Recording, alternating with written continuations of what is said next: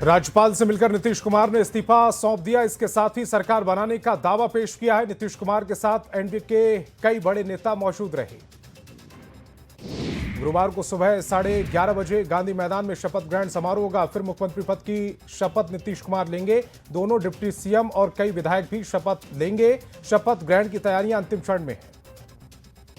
गुरुवार को होने वाली शपथ ग्रहण समारोह में बिहार समेत कई राज्यों के नेता शामिल होंगे। प्रधानमंत्री मोदी, अमित शाह, योगी आदित्यनाथ को न्योता भेजा गया। इसके अलावा भी कई राज्यों के नेता और मुख्यमंत्री शामिल होंगे। बिहार में नई सरकार को लेकर हलचल तेज है। इस बीच बीजेपी विधायक दल की बैठक में बड़ा फैसला लिया गया। बैठक में उप मुख्यमंत्री सम्राट चौधरी और विजय सिन्हा बने रहेंगे। नई सरकार के गठन से पहले बीजेपी विधायक दल की बैठक हुई। सम्राट चौधरी को विधायक दल का नेता चुना गया, वहीं विजय सिन्हा को उपनेता चुना गया। एनडीए विधायक दल की बैठक में नीतीश कुमार को विधायक दल का नेता चुना गया। नीतीश के पहुंचते ही उनका फूलमालाओं से स्वागत किया गया। इसके बाद बैठक में सर्वसम्मति से नीतीश कुमार को विधायक दल का नेता चुना गया। 20 नवंबर को पटना के गांधी मैदान में नीतीश कुमार के शपथ ग्रहण समारोह को भव्य बनाने की तैयारी है। प्रधानमंत्री मोदी इस शपथ ग्रहण समारोह में शामिल होंगे और उनकी एंट्री को भव्य बनाने और ग्रैंड बनाने की तैयारी की जा रही है। बिहार में नई सरकार का गुरुवार को शपथ ग्रहण होगा। उससे पहले मेहमानों की खातिरदारी के लिए होटल मौर्या तैयार किया। गुरुवार को नाश्ता, चाय से लेकर स्वादिष्ट व्यंजन परोसने की तैयारी है। जो खास मेहमान आने वाले हैं उनमें प्रधानमंत्री मोदी, गृहमंत्री अमित शाह भी शामिल हैं। तमिलनाडु के कोयम्बटूर में बिहार की जीत का प्रधानमंत्री मोदी का बयान सामने आया। प्रधानमंत्री मोदी ने कहा कि कोयम्बटूर में कई किसान हवा में गमछा लहरा रहे थे। ऐसा लगता है कि बिहार की हवा मुझसे पहले यहां आ गई है। बिहार हार के बाद इंडिया अलायंस खत्म हो गई है। कांग्रेस सूत्रों के हवाले से खबर सामने आ रही। क्षेत्रीय पार्टियों से मदद न मिलने के बाद यह फैसला लिया गया। आपको बता दें कि बिहार विधानसभा चुनाव में कांग्रेस की करारी हार हुई। पटना में करारी हार के बाद आरजेडी के बूथ विंग के कार्यकर्ताओं ने सांसद संजय झा और कोषाध्यक्ष सुनील सिंह का पुतला दहन किया। कार्यकर्ताओं ने दोनों नेताओं के खिलाफ जमकर नारेबाजी की।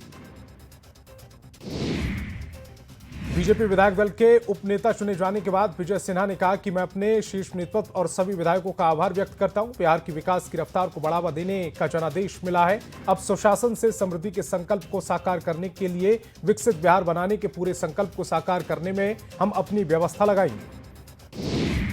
केंद्रीय मंत्री गिरिराज सिंह ने एनडीए सरकार को समर्थन देने के लिए जनता को धन्यवाद दिया। इस दौरान कांग्रेस पर निशाना साधा। कहा कि महागठबंधन का वोट चोरी का आरोप बेबुनियाद है और कांग्रेस को इसके लिए जनता से माफी मांगनी चाहिए। चिराग पासवान ने कहा कि बिहार में अब तेज गति से विकास होगा। उन्होंने बताया कि गुरुवार को गांधी मैदान में शपथ ग्रहण होगा और नई सरकार तुरंत काम में लग जाएगी।